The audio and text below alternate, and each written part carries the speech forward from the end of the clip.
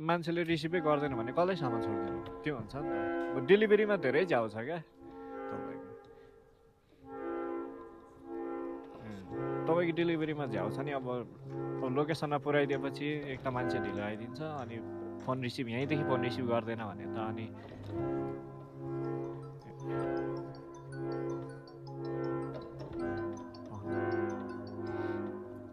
hello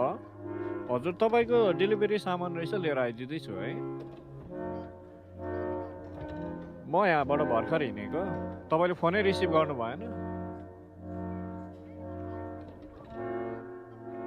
ल ल receive चाहिँ गर्नु है फेरि फोन